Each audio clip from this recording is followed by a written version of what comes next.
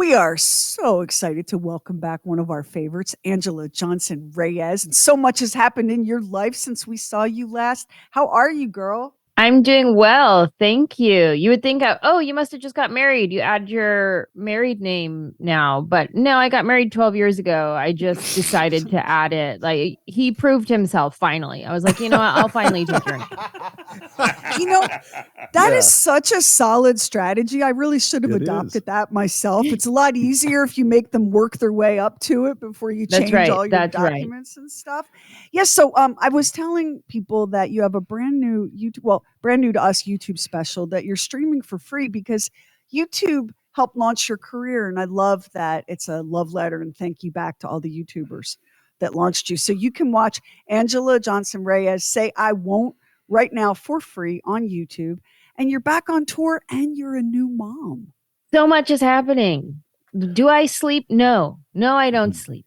But it's great. I'm enjoying life. I am a new mom. I decided to become a mom at 41 years old. I was like, listen, I'm going to wait until I'm considered geriatric pregnancy to make it adventurous, And I just had my baby. She's 3 months old this week, and I'm going back on the road this week. It's a whole big thing. How are you handling that? Because that's an awful lot of pressure. A lot of help. Definitely a lot of help, leaning into the help. And I'm writing jokes at like my 3 a.m. pump sessions and I'll write things in my phone that I think are funny. But keep in mind, this is at 3 a.m. while I'm pumping breast milk. So I have to go back to my notes like during regular business hours to make sure that I wasn't crazy writing down something. I'm like, oh my gosh, I was delirious. Delete. But hopefully I kind of like the stuff I've been coming up with lately about this new journey. So I'm excited to share it with people. You moved from California to Nashville, didn't you? I did. And that was an excellent segue. I loved that. I'm going to take that one with me. I did travel from LA to Nashville, and let me tell you, they hate us here. No. But being a California girl living in the South, I've definitely had a lot to learn, very simple things. Like when I go to a restaurant and I order an iced tea, it automatically comes with 3 pounds of sugar in it. And, they call it sweet tea. We call it diabetes. That's what we call it. So what are the charming things about the South that you've embraced beyond sweet tea that surprised you living in Nashville? Nashville's a great city, by the way. I mean, if people haven't been there, Nashville is a very cosmopolitan city, but it's a Southern city. Listen, they don't call it Southern charm for nothing. Like, it is charming. And I think one of my favorite things is that everybody speaks to you like family. And I feel like everybody's an auntie, just going to TJ Maxx and can I help you find anything? Just like everybody's so sweet. And like in LA, when I go to a store and like, can I help you find anything? I'm like, I'm okay. And if I'm feeling really friendly that day, I'm like, I'm okay, thanks. And like, that's it. That's where it ends. But then here, Nashville, it's just a trip to TJ Maxx. You make 10 new friends, Can I help you find anything? I'm all right, but thank you so much for asking. It's my pleasure. It's a beautiful day outside. Yes, it is. But they say it's going to rain by 3 o'clock. Make sure you get home before the traffic is going to be a mess. Bless your heart. Well done. Well done. So how does it work? I know your career has just gone through the roof. I was just reading you toured Texas and sold more than 25,000 tickets. I mean, that's like rock star sort of thing. How does it work with the baby? Is the baby traveling with you? Do you fly in and fly back? What's going on with all the success and a newborn? I'm going to figure it out. I don't exactly know just yet. This will be my first time. I've been touring for about 17 years by myself. Just, me, my opener, my road manager, just out here traveling the world, living my best life. And so this will be my first time traveling with a child. And like, I don't know yet, because there's going to be times where I get back to the hotel room at like, 1, 2 in the morning after a show, but then baby's going to wake up at like 6 or 7. And I don't know how I'm going to do it, but I'm going to have lots of help. That's for sure. Anybody who can come with me, sister, aunts, cousins, somebody get on the plane. You're coming with me. Sounds like you need the assistant manager from the TJ Maxx to go on tour with you. That would be amazing. I would love Girl, that. I got this, baby. You go tell some jokes now. I got this. Yeah, exactly. So after you and your husband decided, maybe we will be parents after all. You've been together such a long time. Yeah. What was the first biggest change that you felt in that relationship? Ooh, that's a good question. I think immediately my husband goes into logical mode, finances, saving. Let me move this from this account over here. Like he's already like thinking we're broke. The second I found out I'm pregnant, like, we have a kid now. We don't have any money. And it's like, well, relax. Okay. But I think my husband went immediately into logical, let me solve a problem mode. And that's how we communicate. Like he communicates, logically and I communicate emotionally. And it isn't that just how relationships work, like I can come to him and I just like, all I want is be heard and seen. I just want to feel heard and seen. And he just wants to fix a problem.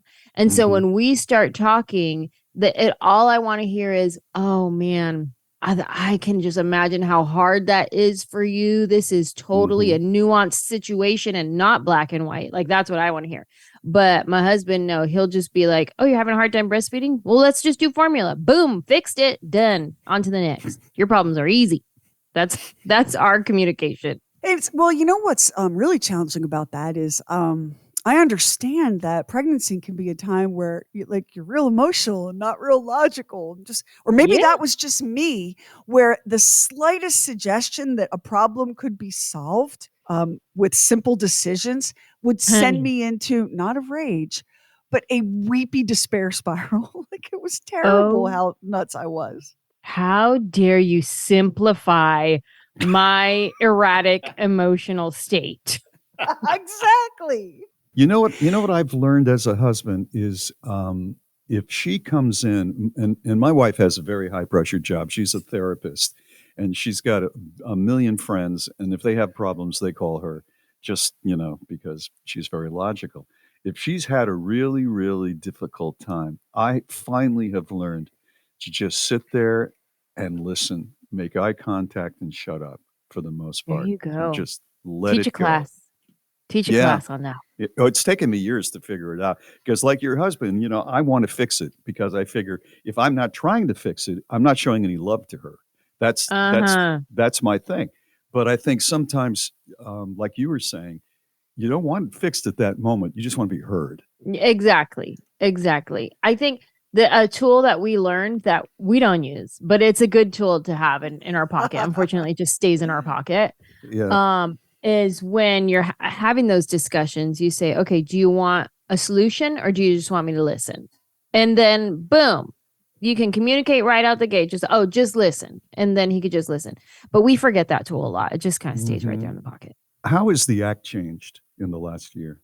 Well, I'm starting to write some motherhood stuff now, which is mainly just about my experience in the beginning, because it's not like she's doing too much. She's 3 months old, so it's more along the lines of things that I'm learning about my body, about what I'm capable of, my emotional state, that kind of a thing. And I'm excited to see where it goes and what it uncovers within me, because again, I've been writing material for the past 16, 17 years. Just based on my life as it is. That's what I write about, my life. So this is a whole new piece of my life. So I'm very excited to see what comes out of it. And what sort of, now that you're the mother of a daughter, and you reflect back on your own time being the daughter of a mother, what sort of things scare you the most as possibilities with this child? I've told my mom multiple times, I hope to God my daughter is not as mean to me as I was to you. Because I was an awful child. Like, not child. I was an awful teenager. Like 12, 13, 14. Just throw me in the garbage. I was awful.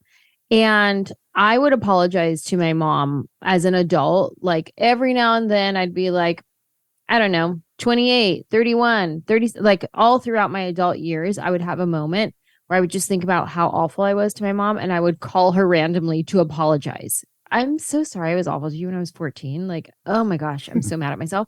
So I've done that throughout my adult years. And then now that I have my own daughter, I'm just like, oh, Lord Jesus, please let her not be like me. Let her, let her not do me like I did my mom, please. How did your mother react, Anjelah, when you would apologize for something you did in middle school? How did she react to those apologies? Did she even remember the instances? Oh, she remembers. Oh, she remembers. Oh, yeah. She remembers. Yes, she remembers for sure. But she would laugh anytime I'd randomly call her to apologize. She would laugh about it. And because we are able to talk about all kinds of things, childhood drama, whatever it is. I have a really great relationship with my mom.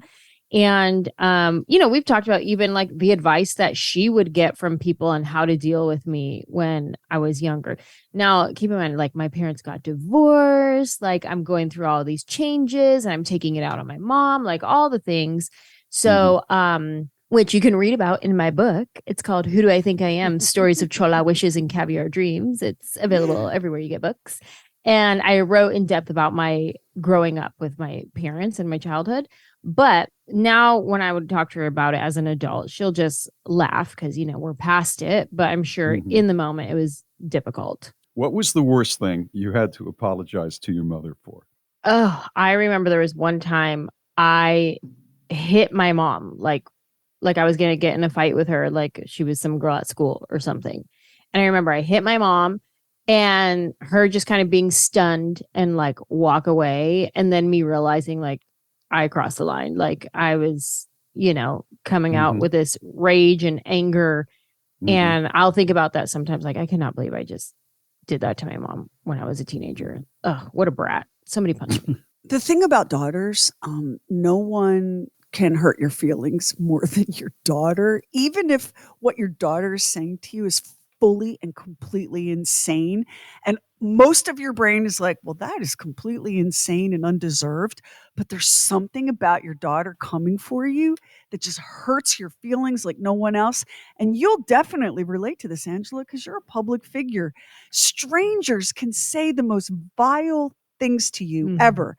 And the day your daughter looks at you and goes, you look really bad without makeup, it's like you've been shot in the heart. It's the worst. Oh, yeah. It's the haters on the internet. Their words can't even cut deep. They're just little paper cuts. They're annoying, if anything. But words from your closest, your loved ones, let me tell you, like I said, I pray to God this little girl does not do me like I did my mom. I hope she falls in love with me and I'm just her hero and she can't wait to be like me when she grows up. So let's talk about those middle of the night breast pumping joke writing sessions. There's no way to understand what it's like to be hooked up to a breast pump while you're still on your laptop at 3:00 in the morning until you get there. Oh yeah. I'll voice record myself. So I'll talk into my phone and I'll record it. So you can hear me talking, but you also hear the breast pump going in the background. And then it's like 3 a.m. So I'm trying not to talk too loud because I don't want to wake up my husband. Because God forbid my husband wake up. Oh no, we can't have that. So I will voice record into my phone and I'm like kind of whispering a little bit this joke idea that I have. And then in the background you hear this vroom, vroom, vroom of my breast pump just going off. When I had my first daughter, Anjelah, I had brought my pump to work to the radio station, and during commercial breaks and songs, I would race downstairs, shut the door, sit on the floor, hook myself up to the pump. And there was one day I'm sitting down there and I'm watching the clock and it's going, it makes that and I'm hooked up on both sides, and I thought, honest to God, right now, there's a dairy cow in Wisconsin with a better setup than I have here in this workplace. That is funny. You should have them set you up with a dairy cow station where you just like walk into it and it just starts going automatically. That'd be awesome. Well, they call them milking parlors, and they found that when they play like certain kinds of music, the cows give more milk. Meanwhile, I'm on the floor, the dirty floor of the radio station, hooked up, and I'm banging on the door, our producer banging on the door. Sheri, you got 2 more minutes. Oh yeah, thanks. That should help with productivity. No problem at all. Can you find out what songs they were playing for those cows? I would really like that information. I could use a little more milk. Have you tried taking something called fenugreek? I've taken all the supplements. Anything that has been suggested to me on Instagram DMs, people have sent me the most weird random messages when I'm talking about, I'm trying to increase my milk supply. People have said, okay, what you want to do is you want to go to Starbucks, get a pink drink, and then you want to get some Oreos and eat. Or I was like, what? You just trying to give me diabetes? Like, what is this? This is not how to get more milk. People have had the craziest, like, okay, you want to get oatmeal, save the water from the oatmeal, drink the water from the oatmeal like 3 times a day. And I'm like, okay, I could just get oat milk, but okay, you go, continue. Like, I have the most random, like my grandma handed this down to me, Guinness beer to increase milk supply. There was another one, a Malta drink. Oh, it was so gross. And the cookies, the lactation cookies, those were actually really good. My nephew came over and he was eating my lactation cookies. And I'm like, bro, those are my lactation cookies. And I was like, you better be careful that your boobs don't start milking now. And he was not happy with that. Not happy, no. A listener turned me on to this fenugreek stuff, and she said, but just you need to know ahead of time that you'll smell like maple syrup after you start taking this. And if you work up a sweat, you'll really smell like maple syrup. So my children's father had a really big time sweet tooth, and he had very little interest until I was a walking Eggo waffle. And then suddenly he was like way pancakes, more enthusiastic. And he was like, hey, come on, get over here, you pancake. I can't tell you if it worked or not, but that's one of the other things about being a new mom. Like, everything is brand new and unknown. Your body, it's a new body. It is not the same body you had a year ago, right? Oh, no, it's not. And it's misbehaving and getting up to all sorts of like really random, acts of vandalism against you. Yeah. And you're getting all of this. Like you're getting all of this advice and, all right, I'm having a pink drink. I'm drinking oat juice. I'm doing it all. And at the end of it, you're never really sure if because you're doing everything. You're desperate for sleep. You're desperate for your milk to come up. So you're doing everything anyone tells you. And at the end of it, it's just this weird blur, which is why we all get such bad advice. Because when we got the advice, we were all so confused and sleep deprived, we couldn't retain any of it. That's right. We're mixing up all the different advice, and it's just like, okay, put Guinness in my oatmeal. What'd you say to do? I've missed it. So you're, let me ask you this, like the women in your family, your mom, your aunts, your grandmother, my people are from the old country, and the kind of things they told me to do to babies and with babies, I couldn't follow that advice because I didn't want to go to jail. Like some of the old timey advice that you get is insane. Have you had to deal with any of that? I haven't. I mean, I'll get some weird things on Instagram, but my family, my grandma has passed on. My Tia Mary, she passed away last year at 102 years old. Wow. She made it a very long time, and she was so sweet. 102 years old. Anytime you'd call her and check in, you'd be like, hi, Tia Mary, how you doing? She'd be like, oh, still kicking, but not that high. That's so sweet. Did she ever come to see you perform? Oh, yes. She loved it. And I would give her a shout out in the show, and she would stand up in the audience very proud, and she would wave at everybody in the audience. She was so proud. Oh, that is so great. That is so great.